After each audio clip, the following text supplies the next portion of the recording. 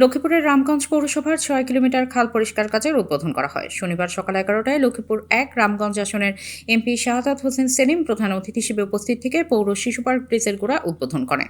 উপজেলা নির্বাহী অফিসার ও পৌর প্রশাসক কাজী আতিকুর রহমানের সভাপতিত্বে উদ্বোধনী অনুষ্ঠানে বিশেষ অতিথি হিসেবে উপস্থিত ছিলেন থানার ওসি ফিরোজ আলম চৌধুরী।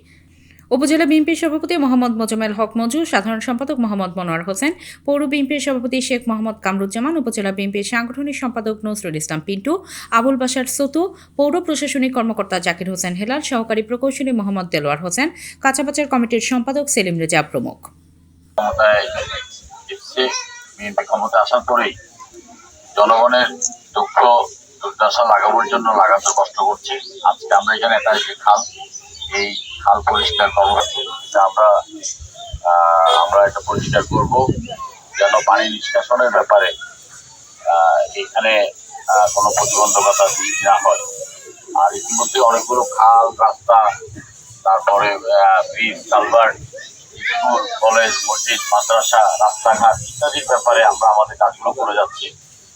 আসলে একটা কথা কি, যে আমি আগেও বলেছি যে গত ১৭ বছর ঘুমাতে পারি নাই স্বৈরাচারের আতঙ্কের কারণে, আর এখন ঘুমাতে পারছি না যে জনগণের প্রতি যে প্রতিশ্রুতি দিয়েছে প্রতিশ্রুতি বাস্তবায়ন করার জন্য। এটা সবসময় আমার স্বপ্নের মধ্যে দেখা দেয়। রামগঞ্জের যে চৌরাস্তা থেকে 4 লেন করার যে পরিকল্পনা সহ এখানে আপনারা আমাকে দোয়া করবেন। আপনারা যেই আশা নিয়ে আমাকে নির্বাচিত করেছেন, আমি যেন আপনাদের সেই আশা পূরণ করতে পারি। পাশাপাশি এখানে সন্ত্রাস নির্মূলে এবং মাদক নির্মূলে আমি আপনাদের সহযোগিতা চাই। চূড়ান্তভাবে মাদকের বিরুদ্ধে একটা যুদ্ধ ঘোষণা করেছি, একটা সামাজিক আন্দোলন। গতকালকে আমি নিজেই একটা অটোরিকশারা বোঝা যাচ্ছে যে তারা মাদকের জন্য অপেক্ষা করছে, মাদকের ডিলাররা আসবে, ডিলার থেকে মাদক কিনবে।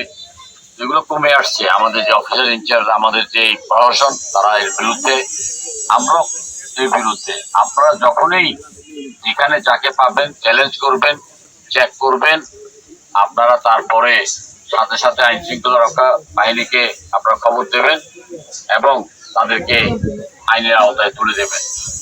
তো আপনাদের সবাইকে শুভেচ্ছা।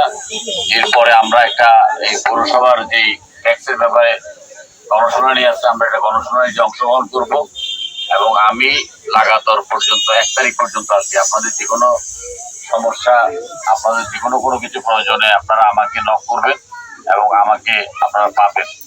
আমি দীর্ঘদিন পর্যন্ত কোনো না কোনো এলাকায় যাব, প্রতিদিনই কোনো না কোনো অফিসে যাব, গিয়ে সেখানে আমি আমার ভূমিকা রাখার চেষ্টা করব এবং আপনাদের সর্বোচ্চ সহযোগিতা কামনা করছি। কর্মসূচির সাথে সম্পৃক্ত আছেন সবাইকে আমাদের দল